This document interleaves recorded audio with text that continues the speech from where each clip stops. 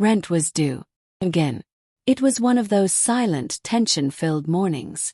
The kind where the sun is out but everything still feels heavy. I remember sitting on the edge of my bed, staring at the peeling paint on the wall, holding my breath as I opened the little yellow envelope that had been slipped under my door for the third time that month. Final notice. That apartment had cracks in the ceiling, loud pipes, and a window that never fully shut.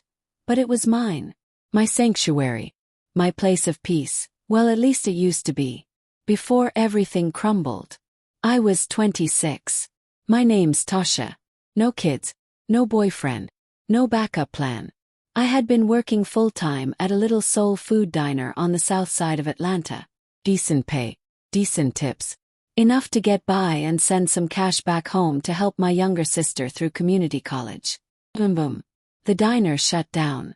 Health code violations, something about mold, and just like that we were all out of work. One minute I was holding a tray of cornbread and mac and cheese, and the next I was packing up my apron and wondering how the hell I was gonna survive. I tried everything.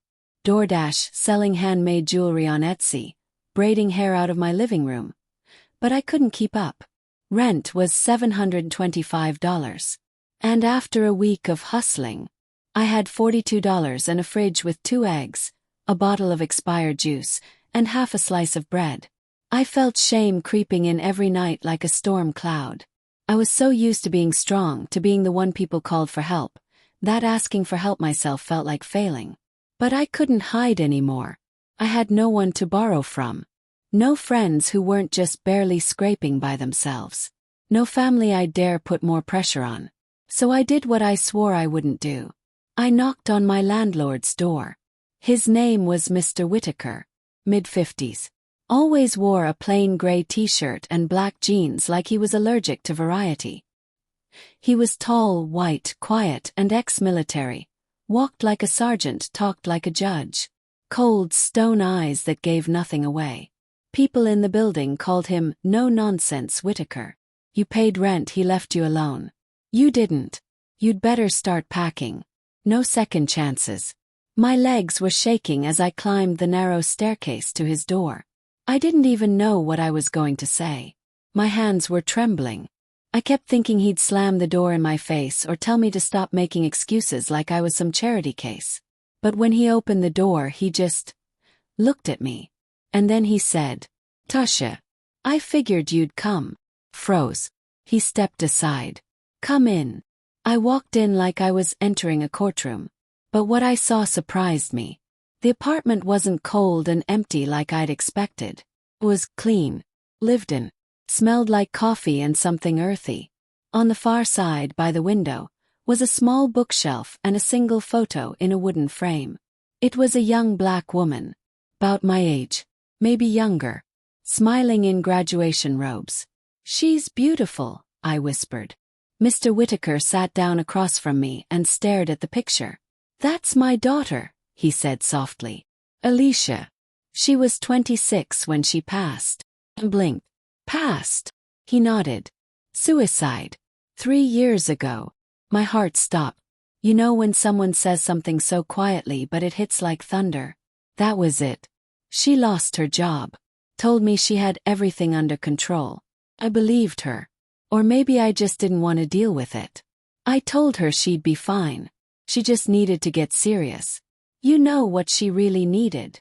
He looked at me now. Someone to ask how she was, without judgment. I didn't know what to say. Then he said, "You remind me of her." That cracked me open. Right there, in front of a man I'd barely spoken more than a sentence to in months, I broke down. I told him everything. How I'd been surviving on crackers and prayer. How I'd applied to 27 jobs and hadn't heard back from a single one. How I'd been too proud to even tell my sister. I expected him to get up, to tell me he wasn't running a charity. Instead, he got me a glass of water and sat quietly. "I'm not evicting you," he said. "You don't owe me rent this month. You owe me honesty. And a promise you'll get back up." From that moment on, something shifted. He didn't just let me stay, he helped me stay up. He printed out job listings. Taught me how to write a real resume that didn't scream desperation. coached me on how to talk in interviews, how to keep eye contact, how to hold my head high even if I was scared inside.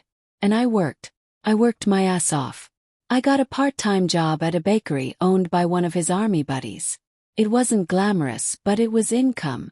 And slowly I started to feel human again. I could afford groceries. I could pay part of my rent. I even bought new shoes that didn't have holes. But more than that, he gave me something no job could give. He saw me. Every Friday night we'd sit on his porch and talk. Not about rent or bills, but about life. About Alicia. About regrets and healing. About the little things like how he used to be too cold, too shut off. And how losing her broke him open. I couldn't save her, he told me one night. But maybe I was meant to save you. I cried that whole night. Because in a way I felt like she saved me too. Then came the worst news. 6 months in, he sat me down again. He didn't say much. Just handed me a folded piece of paper. A diagnosis. Cancer. Stage 4. Terminal. I didn't even know I could feel that kind of grief for someone I wasn't related to. I visited him every day. Brought him meals. Helped him organize his medications. I kept his house tidy and read him poetry when he was too tired to talk. He never asked for pity. Just presence. Then one morning I came back from the store and saw the ambulance outside. They were carrying him out, eyes closed. Peaceful. He didn't make it. I was shattered. But a week later, a lawyer showed up at my door. With a letter. And a deed. Mr. Whitaker left me the entire duplex. Paid off. No strings. Just a single handwritten note that said, "Live loud. Don't hide your light like Alicia did. And when someone knocks, open the damn door." I cried for days. Then I got to work. 3 years later, I still live in the bottom unit. The top.